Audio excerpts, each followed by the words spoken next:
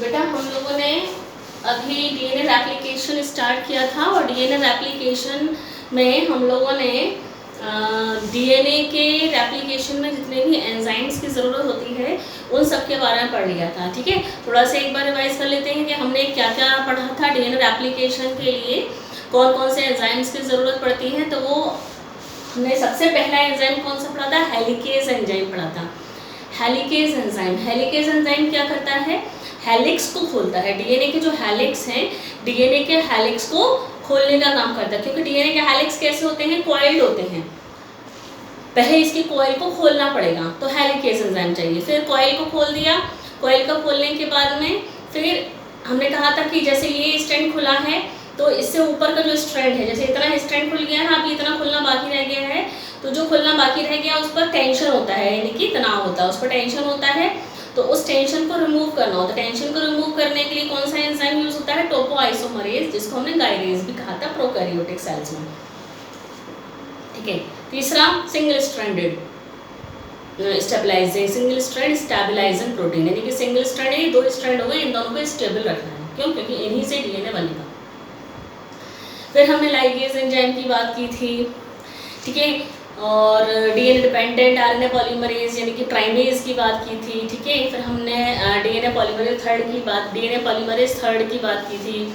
ठीक है, और इस तरीके से हमने सारे एंजाइम्स पढ़ लिए थे जो कि रेप्लिकेशन में ज़रूरत होती है। अब बात आती है कि किस तरीके से रेप्लिकेशन होता है।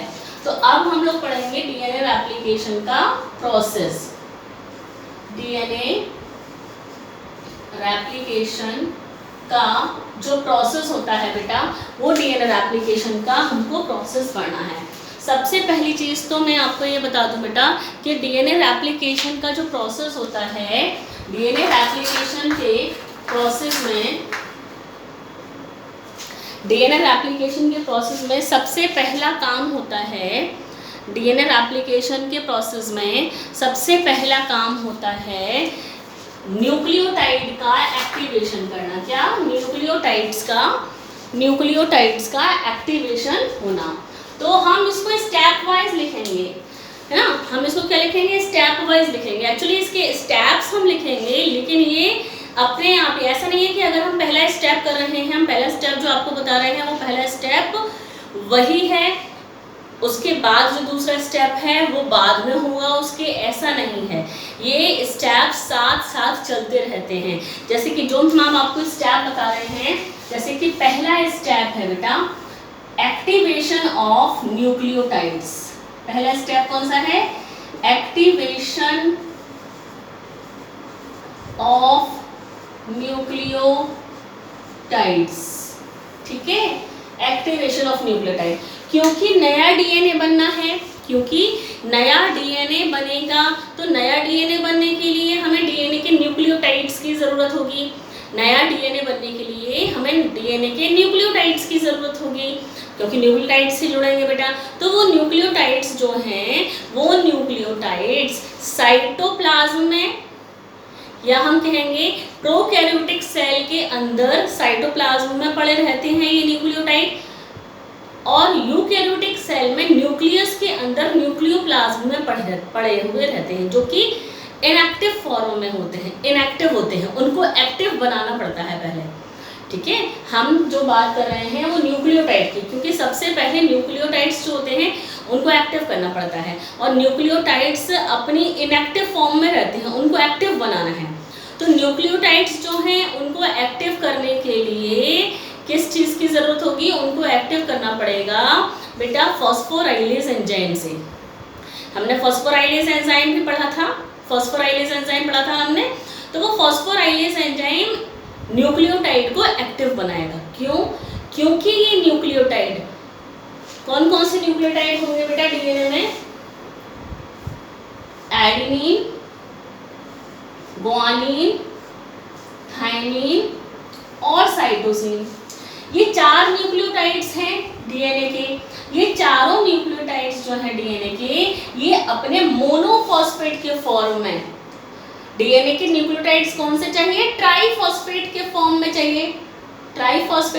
में चाहिए, और न्यूक्लियोप्लाज्म के अंदर ये न्यूक्लियोटाइड डीएनए के किस फॉर्म में पड़े रहते हैं, मोनोफॉस्फेट के फॉर्म में। तो इन मोनोफॉस्फेट को ट्राइफॉस्फेट में चेंज करना है। तो एडेनिन, गुआनिन, थाइमिन, साइटोसिन ये नाइट्रोजन बेस है डीएनए के, ये अपने मोनोफॉस्फेट्स एएमपी यानी एडिनोसिन मोनोफॉस्फेट, जीएमपी, एएमपी यानी एडिनोसिन मोनोफॉस्फेट, जीएमपी यानी guanosine monophosphate, TMP thymosin monophosphate और सीएमपी ये मोनोफॉस्फेट्स हैं। मोनो यानी एक फॉस्फेट है इनके पास, ठीक है। अब इनका होगा फॉस्फोराइलेशन, इनका क्या होगा, फॉस्फोराइलेज एंजाइम की प्रेजेंस में इनमें 2 फॉस्फेट ग्रुप जोड़ दिए जाएंगे, यानी कि इनका एक्टिवेशन हो रहा है। बस समझ में आ रही है बेटा, हम लोग पढ़ रहे हैं एक्टिवेशन ऑफ न्यूक्लियोटाइड। तो न्यूक्लियोटाइड का जो एक्टिवेशन हो रहा है, न्यूक्लियोटाइड का एक्टिवेशन का मतलब है कि ये न्यूक्लियोटाइड अपने मोनोफॉस्फेट के फॉर्म में पड़े हुए रहते हैं न्यूक्लियोप्लाज्म के अंदर, जिनको कि एक्टिव बनाना है। एक्टिव बनाने का काम कौन करेगा, फॉस्फोराइलेज एंजाइम। ये फॉस्फोराइलेज एंजाइम क्या करेगा, एएमपी को कन्वर्ट कर देगा, एएमपी को बदल देगा एटीपी में, एडिनोसिन मोनोफॉस्फेट को एडिनोसिन ट्राइफॉस्फेट में बदल दिया। जीएमपी को बदल देगा जीटीपी, टीएमपी बदल जाएगा टीटीपी, ठीक है। सीएमपी बदल जाएगा सीटीपी। तो ये जो न्यूक्लियोटाइड हैं ये हो गए अब एक्टिव। ये न्यूक्लियोटाइड्स कैसे हो गए बेटा, एक्टिव न्यूक्लियोटाइड्स हो गए। कैसे न्यूक्लियोटाइड्स हो गए, ये एक्टिव हो गए न्यूक्लियोटाइड। तो हमने यही करना था, एक्टिव का मतलब है ये सब के सब ट्राइफॉस्फेट में, ये सब के सब ट्राइफॉस्फेट में कन्वर्ट हो गए, ठीक है। ये सब ट्राइफॉस्फेट में कन्वर्ट हो गए, ठीक है बेटा। मोनोफॉस्फेट ये सारे के सारे इनएक्टिव थे, क्या थे ये,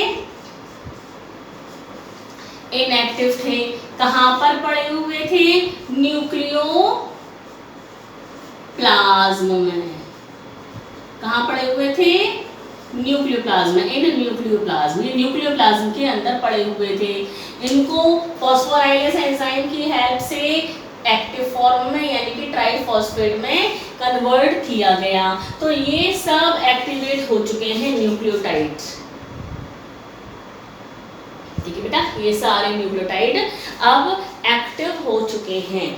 अब क्योंकि न्यूक्लियोटाइड का एक्टिवेशन हो चुका है, दूसरा काम जो होता है बेटा न्यूक्लियोटाइड्स के एक्टिवेशन के बाद में दूसरा काम होगा डीएनए के हेलिक्स को ओपन करना, यानी कि दूसरा स्टेप, जो दूसरा स्टेप है वो क्या है, ओपनिंग ऑफ डीएनए हेलिक्स, ठीक है। Opening of DNA helix. बेटा अब हमने कहा कि ये दूसरा स्टेप है, डीएनए के हेलिक्स की ओपनिंग होगी। दूसरा स्टेप हमने कहा डीएनए के हेलिक्स की ओपनिंग, ये था डीएनए का हेलिक्स, ये हमने कहा इस तरीके का ये डीएनए हेलिक्स है। तो ये डीएनए हेलिक्स धीरे धीरे ये खुलेगा, ये खुलेगा, ये इस तरीके से ये डीएनए हेलिक्स खुलेगा। अब हमने क्योंकि ये कहा कि ये दूसरा स्टेप है, इसका मतलब ये नहीं है कि पहले ये होगा उसके बाद ये होगा, ये दोनों एक साथ भी चल रहे होते हैं। इधर साइटोप्लाज्म, इधर न्यूक्लियोप्लाज्म के अंदर ये एक्टिव हो रहे होते हैं और साथ साथ ये भी खुल रहे होते हैं। ऐसा नहीं है कि पहले ये हो गया उसके बाद ही ये होगा, ये दोनों साथ साथ चल रहे होते हैं। हम तो क्योंकि एक एक करके स्टेप समझ रहे हैं बेटा, इसके लिए हम लोगों ने एक एक करके इसको समझा है कि पहले एक्टिवेशन होगा न्यूक्लियोटाइड का और उसके बाद में डीएनए हेलिक्स की ओपनिंग होगी। इसके लिए हम लोगों ने ये इसको अलग अलग समझा है, लेकिन आपको ये ध्यान रखना है कि ये दोनों ही स्टेप्स एक साथ चल रहे होते हैं। इधर तो एक्टिवेशन हो रहा होता है न्यूक्लियोटाइड्स का और इधर ये डीएनए के हेलिक्स जो है ये ओपन हो रहे होते हैं, ठीक है ना। इधर डीएनए के हेलिक्स जो है वो ओपन हो रहे होते हैं। तो हमें ये मालूम है कि डीएनए के हेलिक्स को ओपन करने के लिए कौन सा एंजाइम चाहिए होता है, हेलिकेज एंजाइम।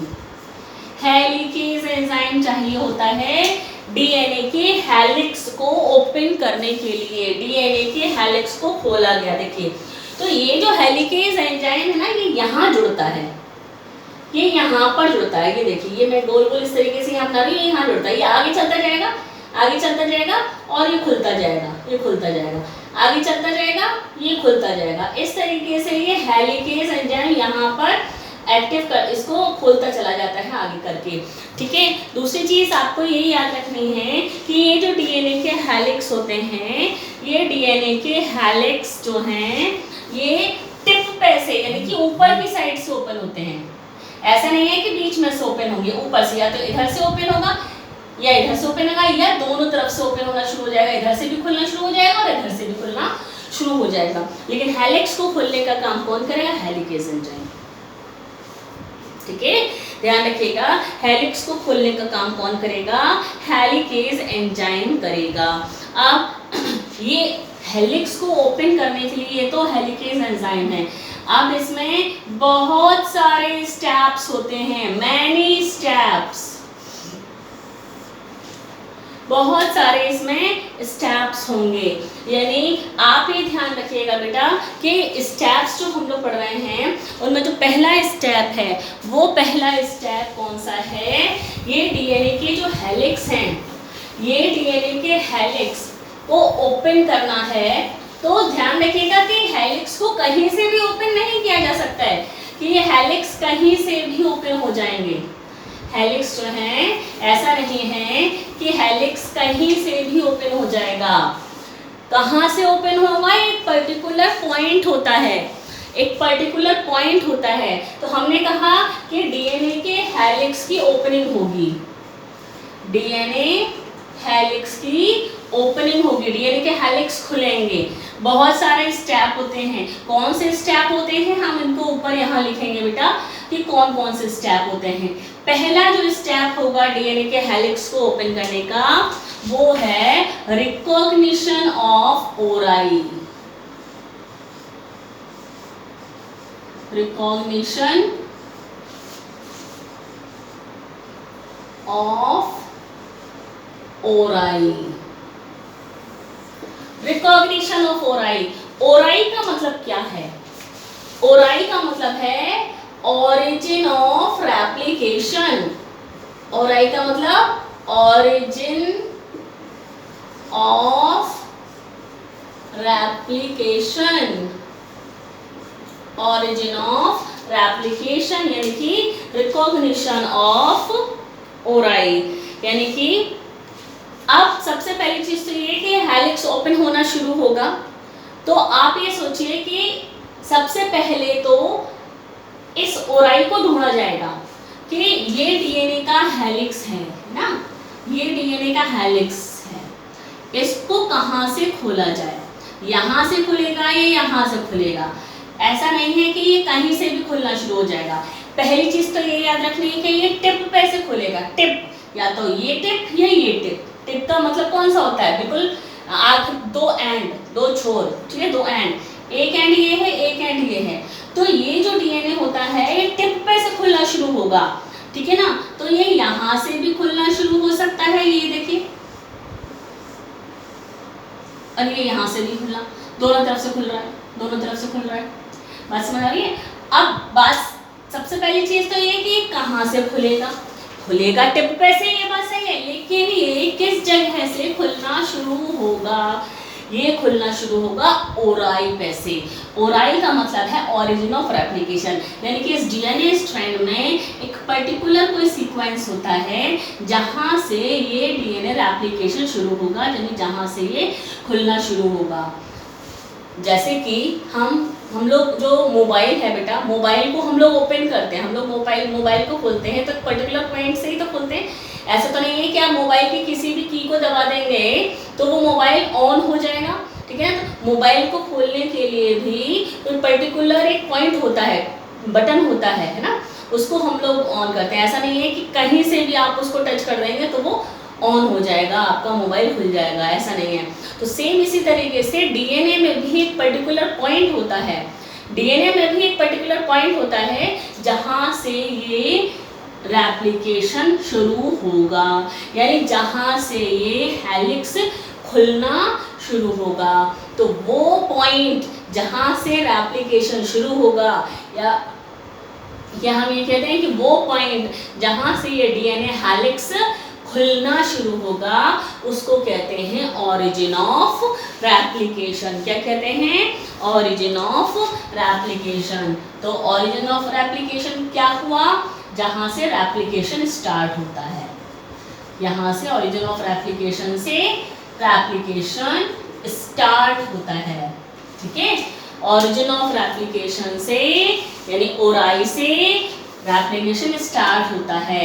ओराई क्या है? ऑरिजिन ऑफ रेप्लिकेशन, यानी डीएनए में वो पर्टिकुलर जगह जहां पर डीएनए का रेप्लिकेशन शुरू होगा।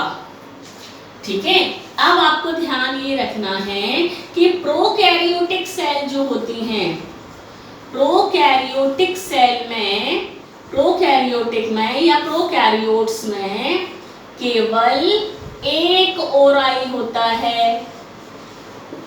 प्रोकैरियोटिक सेल में केवल एक ओराई होता है, जबकि यूकैरियोटिक सेल में, यूकैरियोटिक सेल में यानी कि यूकैरियोट्स यानी कि हम लोगों में यूकैरियोट्स में एक से ज्यादा ओराई होते हैं, मैनी ओराई। ठीक है, तो प्रोकैरियोटिक सेल में तो एक ओराई है, यानी कि डीएनए सिर्फ एक ही जगह से खुलेगा, जबकि यूकैरियोटिक सेल्स यानी कि यूकैरियोट्स में मैनी ओराई होते हैं, बहुत सारे ओराई होते हैं। इसका मतलब ये है कि ये कई जगह से खुल सकता है, जैसे कि अभी अभी आपको मैंने बताया कि यहाँ से भी खुल गया था, यहाँ से भी खुल गया था। ठीक है, तो एक से ज्यादा ओराई है, तो जितने ओराई होंगे वहां से वो खुलना शुरू हो जाएगा। तो प्रोकैरियोटिक सेल के अंदर एक ओराई होता है, जबकि यूकैरियोटिक सेल के अंदर एक से ज्यादा ओराई होते हैं। ठीक है, यूकैरियोटिक सेल के अंदर एक से ज्यादा ओराई होते हैं बेटा, ये आपको याद रखना है। तो अब ये कैसे होता है? तो सबसे पहला काम तो ये हुआ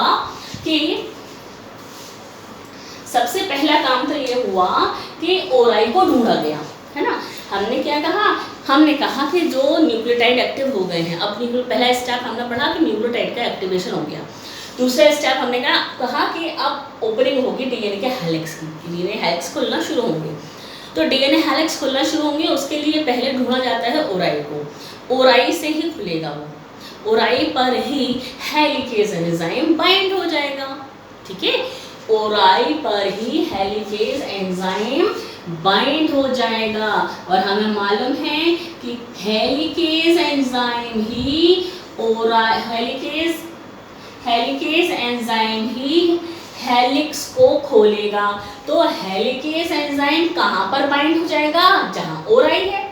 ओराई को ढूंढा जाता है पहले, जहाँ ओराई होता है वहां पर जाकर हेलिकेज एंजाइम बैठ जाता है, वहां पर जाकर वो बाइंड हो जाता है, तो वहीं से हेलिक्स को खोलना शुरू कर देता है। अगर ज्यादा ओराई है, एक से ज्यादा ओराई है, तो कई सारे हेलिकेज एंजाइम जो हैं वो हेलिकेज एंजाइम हर ओराई पर बैठ जाएंगे जाके, हर ओराई पर बाइंड हो जाएंगे जाके, है ना, और फिर उसको वहां से स्ट्रैंड्स को खोलना शुरू कर देंगे। तो हेलिकेज एंजाइम क्या करता है? हेलिकेज एंजाइम बाइंड हो जाता है, बंध जाता है। हेलिकेज एंजाइम बाइंड्स टू ओराई, ओराई पर जाकर बंध जाता है। ठीक है, ओराई पर जाकर बाइंड हो जाता है और डीएनए के हेलिक्स को खोलना शुरू कर देता है।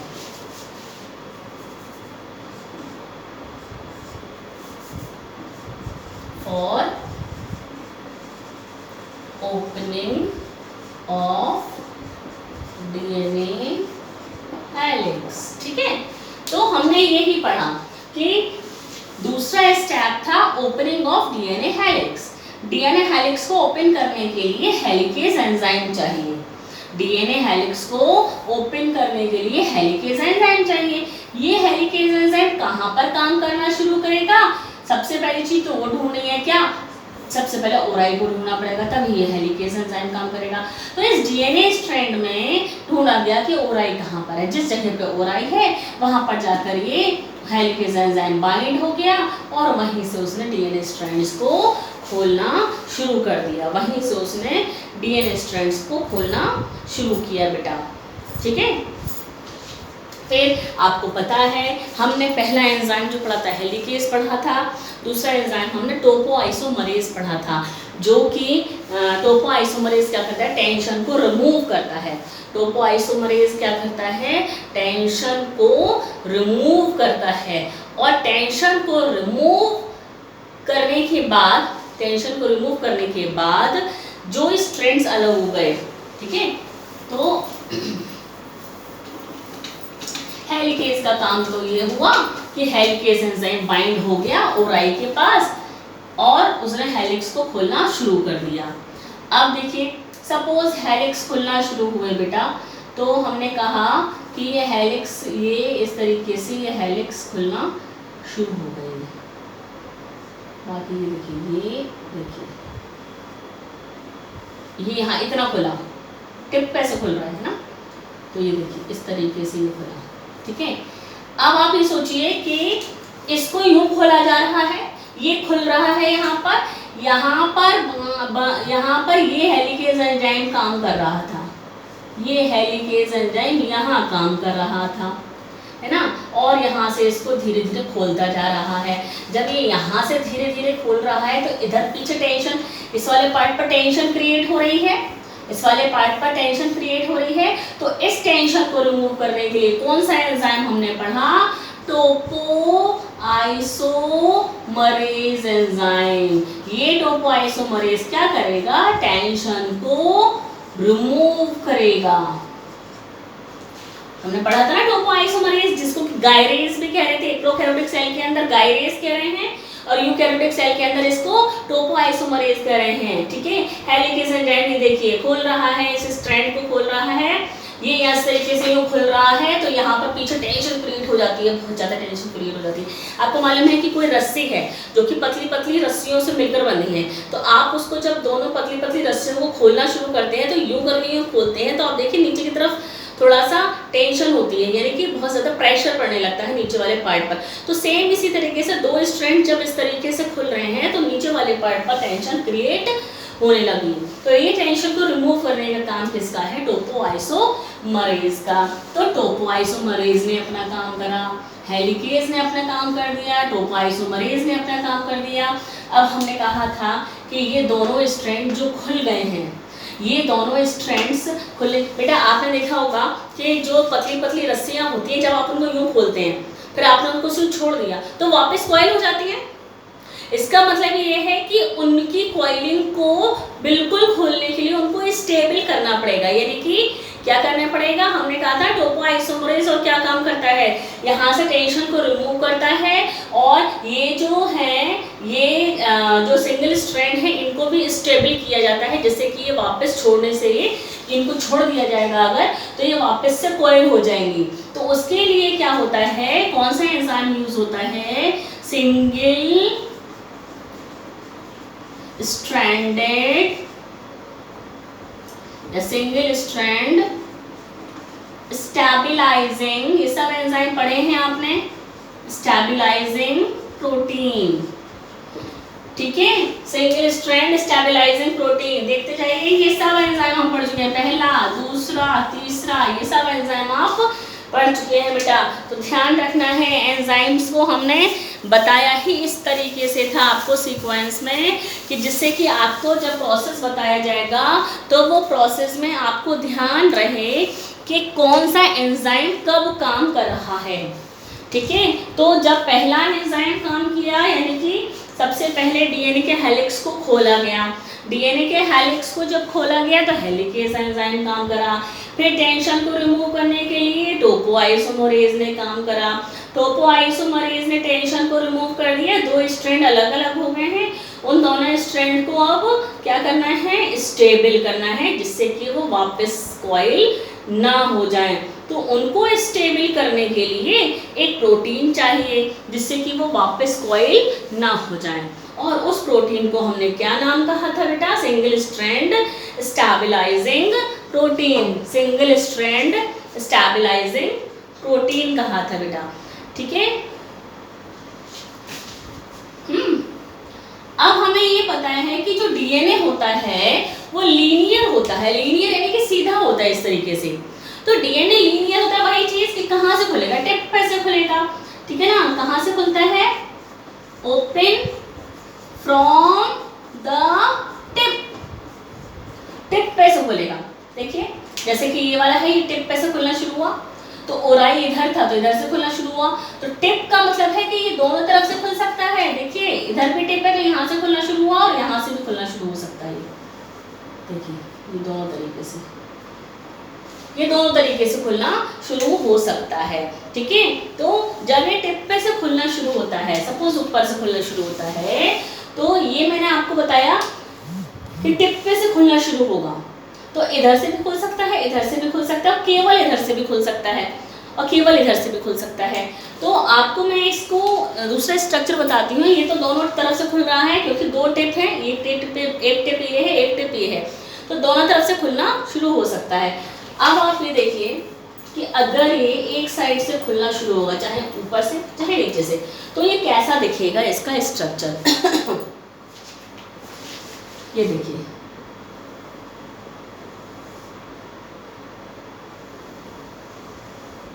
ठीक है। देखिए इतना पार्ट अभी खुला नहीं है, सिर्फ इतना पार्ट खुला है। ये इसका 3-5 वाला एंड है और ये इसका 5-3 वाला एंड है। ठीक है।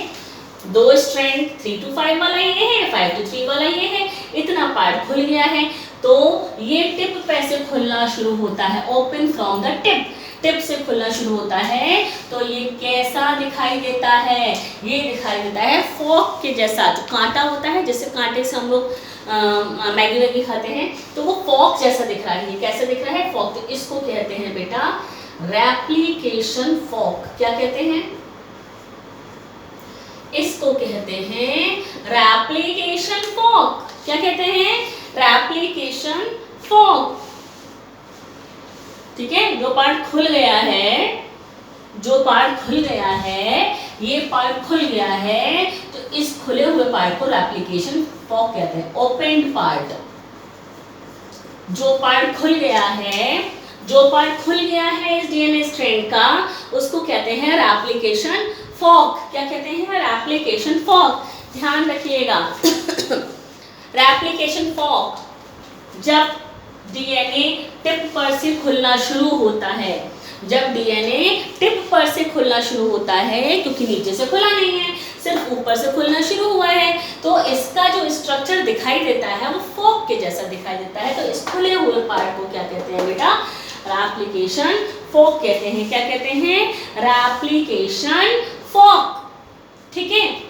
देखिए ये तो रेप्लिकेशन फॉक कहलाया। जितने भी यूकैरियोटिक सेल होती हैं, जितनी भी यूकैरियोटिक सेल होती हैं, उन यूकैरियोटिक सेल के अंदर इस तरीके से रेप्लिकेशन फॉक बनता है। क्यों? क्योंकि टिप पर से डीएनए खुलना शुरू होता है। लेकिन अगर हम बात करते हैं कि डीएनए सर्कुलर है, अगर हमने कहा कि डीएनए ये सर्कुलर डीएनए है, ये सर्कुलर डीएनए, कैसा डीएनए? Circular DNA. ये कैसा डीएनए होता है? लीनियर। ये कैसा डीएनए है? लीनियर डीएनए है, सीधा। ये गोल है, सर्कुलर है। तो सर्कुलर डीएनए भी इसी तरीके से ओराई पर से खुलना शुरू होगा। तो लीनियर डीएनए जब टिप पे से खुलना शुरू होता है तो रेप्लिकेशन फॉक कहा जाता है उसको, क्योंकि वो फॉक के जैसा दिखता है। लेकिन जब सर्कुलर डीएनए है, कैसा डीएनए? Circular DNA. जैसे कि प्लाज्मिड की बात करते हैं, मोनेरा में आपने पढ़ा है बैक्टीरियल सेल के अंदर एक सर्कुलर डीएनए होता है। तो वो सर्कुलर डीएनए अगर अपना रेप्लिकेशन करेगा, सर्कुलर डीएनए अगर अपना रेप्लिकेशन करेगा, तो रेप्लिकेशन का प्रोसेस तो यही रहेगा। चाहे कैसा भी डीएनए हो, चाहे सर्कुलर डीएनए हो, चाहे लीनियर डीएनए हो, कोई सा भी डीएनए होगा, उसका रेप्लिकेशन का प्रोसेस एक जैसा ही होगा। ठीक है। तो अगर लीनियर डीएनए है तो वो टिप पे से खुलना शुरू होगा तो रेप्लिकेशन फॉक कहलाएगा। लेकिन अगर सर्कुलर डीएनए है तो वो जब खुलना शुरू होगा तो देखिए इस तरीके से खुलेगा, ये इस तरीके से, तो ये इस तरीके से खुला है ना, यहाँ से खुला, तो ये देखिए इतना आपको पार्ट खुला हुआ दिखाई दे रहा है, ये कहलाता है रेप्लिकेशन बबल। क्या कहलाता है? रेप्लिकेशन बबल कहलाता है, क्योंकि ये बबल के जैसा है। कैसा है? बबल के जैसा है, इसीलिए इसको कहते हैं रेप्लिकेशन बबल। क्या कहते हैं? इसको कहते हैं रेप्लिकेशन बबल। बात समझ में आ रही है? ठीक है। पहला स्टेप कौन सा पढ़ा था हमने, एक बार फिर से रिवाइज करिए। पहला स्टेप हमने पढ़ा था एक्टिवेशन ऑफ न्यूक्लियोटाइड। ठीक है, न्यूक्लियोटाइड एक्टिव हुए। दूसरा स्टेप हमने पढ़ा ओपनिंग ऑफ डीएनए हेलिक्स। पहले डीएनए के हेलिक्स को ओपन ही करना पड़ेगा। कौन सा एंजाइम यूज हुआ? हेलिकेज एंजाइम यूज हुआ। हेलिकेज एंजाइम कहाँ पर बाइंड हुआ, कहाँ से उसने हेलिक्स को खोलना शुरू करा? कहीं से भी तो नहीं खोल सकता है ना, तो कहाँ से खोलना शुरू किया था उसने? उसको ओराई पर से खोलना शुरू करा था। ओराई क्या था? Original replication. फिर जब उसने उसको खोल दिया, उसने उसको खोलना शुरू करा, ठीक है, तो टोपोआइसोमरेज ने, दोनों सिंगल स्ट्रैंड हो गए थे, इन दोनों सिंगल स्ट्रैंड को स्टेबल करने के लिए टोपोआइसोमरेज ने अपना काम करना शुरू कर दिया। ठीक है, और टेंशन को रिमूव करा और दोनों उसके बाद स्टेबलाइजिंग प्रोटीन जो होता है उसको स्टेबल करने के लिए, स्ट्रैंड को स्टेबल करने के लिए काम करा। फिर जब स्ट्रैंड के टिप पे से खुल गया तो इस तरीके से ये फॉक जैसा दिखाई देने लगा, तो हमने उस ओपन पार्ट को क्या कह दिया बेटा? Replication fork. क्या कहा? रेप्लिकेशन फॉक कहा। ठीक, तो हमने अभी तक दो स्टेप पढ़ लिए, पहला एक्टिवेशन ऑफ न्यूक्लियोटाइड और दूसरा ओपनिंग ऑफ डीएनए हेलिक्स। ठीक है, तीसरा स्टेप हम पढ़ेंगे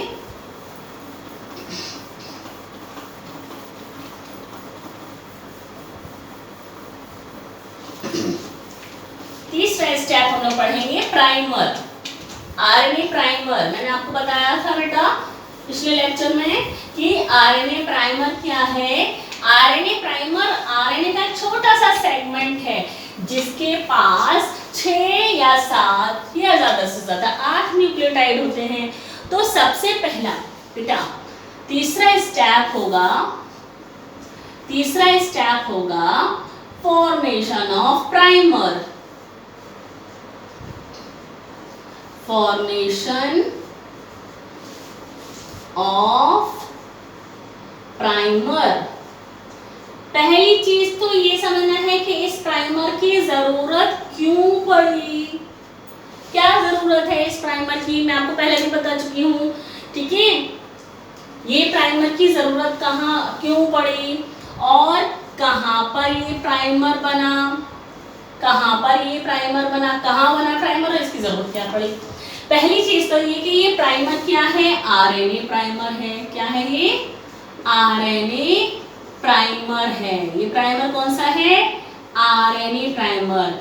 आरएनए प्राइमर क्या है? एक छोटा सा सेगमेंट है आरएनए का, स्मॉल सेगमेंट ऑफ आरएनए। एक छोटा सा सेगमेंट है आरएनए का जिसमें 6 से 8 न्यूक्लियोटाइड होंगे, या 6 होंगे या 7 होंगे या ज्यादा से ज्यादा 8 होंगे। जैसे कि छोटा सा सेगमेंट है, देखिए 1 2 3 4 5 6, तो इतना छोटा सा सेगमेंट है जिसके पास सिर्फ 8 न्यूक्लियोटाइड है। तो ये आरएनए प्राइमर इस तरीके से, ये आरएनए प्राइमर क्या है? एक छोटा सा सेगमेंट है। ये आरएनए प्राइमर एक छोटा सा सेगमेंट है जो कि 3 to 5 का होता है, यानी कि इसके पास एक OH इधर है और इधर इसका फॉस्फेट फ्री है, इसका तीसरा कार्बन फ्री है। मालूम है आपको? ये 3 to 5 वाला होगा। आरएनए प्राइमर कौन सा होगा? 3 to 5 वाला होगा। आरएनए प्राइमर कौन सा होगा? 3 to 5 वाला होगा। ठीक है, ठीक, तो फॉर्मेशन ऑफ प्राइमर। इस प्राइमर को क्यों जरूरत पड़ेगी? पहले हमने कहा कि वाई, क्यों जरूरत पड़ेगी इस आरएनए प्राइमर की। हमने पिछले लेक्चर में भी कहा था, बताया था कि प्राइमर क्या होता है। घर में भी हम लोग जब किसी दरवाजे वगैरह पर पेंट करना होता है बेटा, तो सबसे पहले जब नए दरवाजे होते हैं तो उन पर प्राइमर किया जाता है। और उसके बाद उस प्राइमर के ऊपर आपका जो मनचाहा कलर का पेंट होता है उस पेंट को आप करते हैं।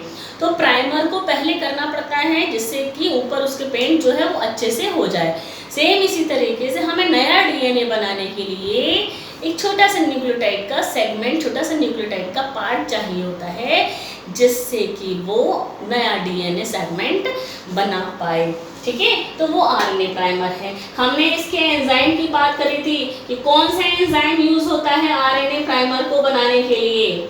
कौन सा एंजाइम यूज होता है आरएनए प्राइमर को बनाने के लिए, उसको हमने नाम कहा था बेटा प्राइमेज एंजाइम। कौन सा एंजाइम कहा था? प्राइमेज एंजाइम कहा था। और हमने कहा था एक्चुअली ये प्राइमेज एंजाइम है क्या? ये प्राइमेज एंजाइम है डीएनए डिपेंडेंट आरएनए पॉलीमरेज।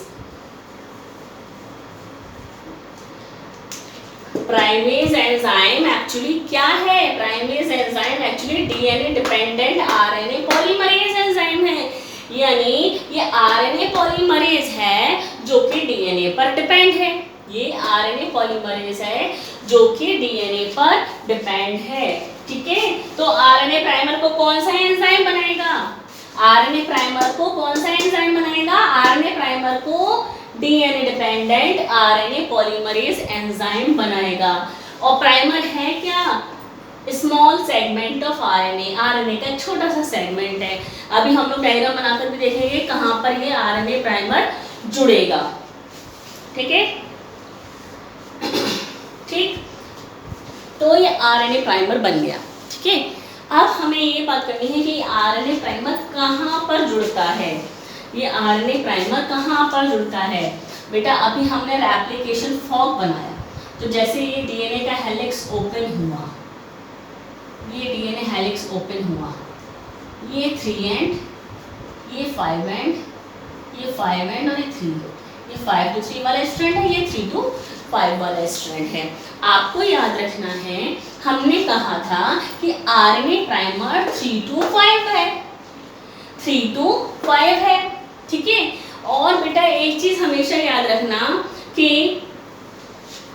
ये वाला जो प्राइमर है, प्राइमर हमेशा कहाँ जुड़ेगा? Primer always at 2, 3 end of DNA. ये चीज को आपको ध्यान रखना है। प्राइमर कहाँ जुड़ेगा? 3 एंड पर, 3 एंड पर। इस रेप्लिकेशन फॉर्क का 3 एंड कहाँ है? ये है। इस वाले स्ट्रैंड का 3 एंड ये है। तो यहाँ पर देखिए ये जुड़ गया क्या? ये जुड़ गया आरएनए प्राइमर। यहाँ पर क्या जुड़ गया? ये आरएनए प्राइमर जुड़ गया। तो ये आरएनए प्राइमर 3 to 5 वाला है, लेकिन ये 3 एंड पे ही जुड़ेगा। 3 एंड पर जुड़ेगा, यानी कि इस आरएनए प्राइमर का ये 5 एंड होगा और ये 3 एंड होगा, क्योंकि ये 3 एंड है ना, ये 3 एंड है इस डीएनए स्ट्रैंड का। तो 3 एंड के पास तो 5 एंड ही हो सकता है ना, 3 तो नहीं हो सकता बेटा। क्यों? क्योंकि कॉम्प्लीमेंट्री ही आकर जुड़ता है। आपको पता है कि कॉम्प्लीमेंट्री ही आकर जुड़ता है, तो ये एंटी पैरेलल वाली कंडीशन जो हो जाएगी। तो ये 3 to 5 वाला स्ट्रैंड है, तो ये आरएनए प्राइमर यहाँ जुड़ गया। क्या जुड़ गया? ये जुड़ गया यहाँ पर प्राइमर। क्या जुड़ गया? प्राइमर। और जो न्यूक्लियोटाइड जुड़ना शुरू होंगे ना, वो न्यूक्लियोटाइड्स जुड़ना शुरू होंगे कहाँ पर? यहाँ। क्यों? क्योंकि यहाँ पर OH है। ये 3 एंड फ्री है ना इसका, इसके पास OH है, इसके पास OH ग्रुप है, तो न्यूक्लियोटाइड यहीं से तो जुड़ना शुरू होंगे। ये देखिए, ये यानी कि जो डीएनए स्ट्रैंड नया बनेगा, जो नया डीएनए स्ट्रैंड बनेगा वो 5 to 3 डायरेक्शन बनेगा। यानी आपको ये चीज और ध्यान रखनी है कि न्यू स्ट्रैंड जो बनता है वो हमेशा 5 to 3 डायरेक्शन में ही बनता है। नया स्ट्रैंड हमेशा 5 to 3 ही बनेगा। नया स्ट्रैंड हमेशा 5 to 3 ही बनेगा। ये दो चीज़ें आपको याद रखनी है। प्राइमर हमेशा 3 एंड पर जुड़ेगा और नया स्ट्रैंड हमेशा 5 to 3 डायरेक्शन वाला ही बनेगा। नया स्ट्रैंड हमेशा 5 to 3 वाला ही बनेगा। अब आप ये देख लीजिए कि ये 3 to 5 वाला स्ट्रैंड है, तो इससे नया जो स्ट्रैंड बनेगा वो 5 to 3 ही तो बनेगा। ये 5 to 3 वाला है, ये 5 to 3 वाला है, तो इससे मतलब 5 to 3 डायरेक्शन में ही बनना है। तो 5 to 3 डायरेक्शन में, तो ये वाला जो नया स्ट्रैंड है, अगर यहाँ पर प्राइमर जुड़ गया, जैसे यहाँ पर प्राइमर जुड़ा है, अगर ये वाला स्ट्रैंड भी तो नया स्ट्रैंड बनाएगा डीएनए का, ठीक है। तो यहाँ पर इस वाले स्ट्रैंड पे तो यहाँ जुड़ गया, क्यों? क्योंकि ये 5 to 3 यूँ चलेगा, कंटिन्यूएशन में चलता चलेगा, खुलता चलेगा, खुलता चलेगा और 5 to 3 बनता चलेगा। लेकिन ये वाला स्ट्रैंड जो डीएनए का है, ये तो खुद ही 5 to 3 है, तो ये कौन सा स्ट्रैंड बनेगा? 3 to 5 वाला बनाएगा, जो कि नहीं बनेगा, जो कि नहीं बनेगा। 5 to 3 वाला स्ट्रैंड है ना, ये बेटा 5 to 3 वाला स्ट्रैंड है, ये 5 to 3 वाला स्ट्रैंड है। तो ये कौन सा स्ट्रैंड बनाएगा? 3 to 5 वाला बनाएगा, जो कि नहीं बनेगा, वो नहीं बनना है। बनना तो 5 to 3 वाला ही है। तो 5 to 3 बनने के लिए तो क्या करना पड़ेगा? इस आरएनए प्राइमर को यहाँ नहीं जोड़ना पड़ेगा, इस आरएनए प्राइमर को जोड़ना पड़ेगा यहाँ पर, जो कि इसका 3 एंड वाला है। इतना ही खुला है ना अभी इसका, ये इतना ही खुला। हम यहाँ थोड़ी जोड़ेंगे, क्यों? क्योंकि ये तो बंधा हुआ है, कॉइल है, ये खुला है। तो ये 5 और ये 3, ये 5 और ये 3, हम एंड तक थोड़ी पहुंचे, क्यों? क्योंकि इतना ही हिस्सा तो अभी ओपन हुआ है, तो इतना हिस्सा अभी ओपन हुआ है केवल। तो ये 5 एंड है, तो ये खुले हुए हिस्से का ये वाला पार्ट जो है, ये 3 एंड हो गया। तो हमें मालूम प्राइमर तो हमेशा 3 एंड पर जुड़ता है, यहाँ 3 एंड पर जुड़ा, तो ये इसका 3 एंड है, तो ये यहाँ पर जुड़ेगा। कहाँ जुड़ेगा? यहाँ पर जुड़ेगा बेटा, ये यहाँ जुड़ेगा हमेशा। ये आपको याद रखना है बेटा, ठीक है, ये बात आपको याद रखनी है। 3 एंड है ना, ये 3 एंड है, तो 3 एंड है, तो यहाँ पर आरएनए प्राइमर का 5 एंड होगा और ये इसका 3 एंड होगा। यहाँ पर OH ग्रुप है, न्यूक्लियोटाइड कहाँ जुड़ेंगे? यहाँ जुड़ेंगे, ये न्यूक्लियोटाइड यहाँ जुड़ेंगे, यहाँ जुड़ेंगे। ये देखिए, ये देखिए, ये यहाँ, ये देखिए, इतना ही बना बस। क्यों? बात समझे? आरएनए प्राइमर यहाँ पर जुड़ा था, इतना स्ट्रैंड खुला था बस, तो इतने स्ट्रैंड में न्यूक्लियोटाइड जुड़ गए। अब जब ये आगे खुलेगा तब ये आगे बनेगा, लेकिन ये वाले स्ट्रैंड को तो कोई दिक्कत ही नहीं है, क्यों? क्योंकि ये तो खुलता चलेगा और आगे न्यूक्लियोटाइड बढ़ते चल रहे हैं। देखिए, ये न्यूक्लियोटाइड बनते चल रहे हैं, बनते चल रहे हैं, बॉन्डिंग होती चली जा रही है। देखिए, बॉन्डिंग बॉन्डिंग बॉन्डिंग होती चली जा रही है यहाँ पर, यानी कि इसको तो कोई रोक है ही नहीं। क्यों? क्योंकि ये तो प्राइमर यहाँ जुड़ा है और यहाँ पर न्यूक्लियोटाइड जुड़ रहे हैं। लेकिन इस वाले स्ट्रैंड के साथ दिक्कत ये है कि यहाँ पर प्राइमर जुड़ा हुआ है, यहाँ पर प्राइमर है, क्योंकि 3 वाले पर जुड़ना था, यहाँ प्राइमर जुड़ा, तो इसके लिए इतना ही हिस्सा खुला है, तो इतने हिस्से में न्यूक्लियोटाइड को ऐड करेगा, फिर आगे जब और खुलेगा तो ये प्राइमर उस जगह पर जाकर जुड़ेगा, फिर ये यहाँ से मान लीजिए ये यहाँ पर आके अब इतना हिस्सा खुला, सपोज ये इतना हिस्सा और खुला, तो यहाँ पे जुड़ गया, फिर इसने यहाँ जुड़ने शुरू कर दिए, फिर यहाँ से यहाँ, तो टुकड़े बन गए। ये तो सीधा चलता चल रहा है, ये स्ट्रैंड तो सीधा चलता चला जा रहा है, ठीक है बेटा, ये स्ट्रैंड तो सीधा चलता चला जा रहा है, तो ये कहलाएगा कंटिन्यूअस स्ट्रैंड। क्या कहलाएगा? कंटिन्यूअस स्ट्रैंड कहलाएगा। जबकि ये तो टुकड़ों में बन रहा है, इतना टुकड़ा बन गया डीएनए का, क्योंकि खुला ही इतना है, इसके लिए तो इस तरफ जुड़ रहा है ना, इस तरफ जुड़ रहा है, इसको जबरदस्ती ना इसको यहाँ से ओपन करके किया जाएगा, तो इतना हिस्सा बन गया, फिर आरएनए को नीचे आना पड़ेगा। जैसे जैसे ये यूँ खुलता जाएगा, खुलता जाएगा, खुलता जाएगा, तो ये यूँ खुलेगा तो आरएनए प्राइमर आगे जाएगा, दूसरा आरएनए प्राइमर आकर जुड़ेगा, ठीक है। इतना हिस्सा बना पहले, फिर यहाँ पे जुड़ा, तो इतना हिस्सा बना, फिर तो ये टुकड़ों में बना। तो ये वाला स्ट्रैंड जो है ये कंटिन्यूअस स्ट्रैंड कहलाता है, और ये वाला स्ट्रैंड जो कंटिन्यू नहीं बना पा रहा है, टुकड़ों में बना पा रहा है डीएनए को, नए डीएनए को, ये कहलाता है डिसकंटिन्यूअस स्ट्रैंड। क्या कहलाता है? Discontinuous strand. ये स्ट्रैंड कंटिन्यूअसली बनाता चला जा रहा है, कंटिन्यूअस स्ट्रैंड कहलाएगा। और कंटिन्यूअस स्ट्रैंड कहलाएगा, और क्या कहलाएगा बेटा? ये कहलाएगा लीडिंग स्ट्रैंड। क्या कहलाएगा? Leading strand. कंटिन्यूअस स्ट्रैंड कहलाएगा और लीड कर रहा है आगे की तरफ, लीडिंग स्ट्रैंड। जबकि ये टुकड़ों में बना रहा है तो ये वाला स्ट्रैंड कहलाएगा डिसकंटिन्यूअस स्ट्रैंड। क्या कहलाएगा? डिसकंटिन्यूअस। क्या कहलाएगा बेटा? डिसकंटिन्यूअस स्ट्रैंड कहलाएगा। और इस डिसकंटिन्यूअस स्ट्रैंड को लैगिंग स्ट्रैंड भी बोलते हैं। क्या कहते हैं? Lagging strand. लैगिंग यानी कि पीछे छूटा हुआ, टुकड़ों में बटा हुआ। ठीक है बेटा? तो ये ध्यान रखना है आपको, ये चीज ध्यान रखनी है। प्राइमर कहाँ जुड़ेगा? नया डीएनए कौन सा वाला बनेगा? 5 to 3 वाला ही बनेगा। इस वाले स्ट्रैंड को लीडिंग कहते हैं, इसको लैगिंग कहते हैं। अब हम लोग आगे ये पढ़ेंगे कि लैगिंग स्ट्रैंड कहाँ बनता है, लैगिंग स्ट्रैंड कौन सा होता है और लीडिंग स्ट्रैंड कौन सा होता है। ठीक है ना? किस स्ट्रैंड को हम लोग लैगिंग कहते हैं और किस स्ट्रैंड को हम लोग लीडिंग स्ट्रैंड कहते हैं। ये क्वेश्चन बनता है जरूर। ठीक है? इस चैप्टर में, इस टॉपिक में से, या आप कह लीजिए कि इस टॉपिक में से एक क्वेश्चन आता ही आता है। डीएनए एप्लीकेशन से एक क्वेश्चन आता ही आता है हमेशा। ठीक है? इसके बाद हम लोग नेक्स्ट लेक्चर में पढ़ेंगे कि लैगिंग स्ट्रैंड और लीडिंग स्ट्रैंड कहाँ पर बनता है। ठीक है बेटा?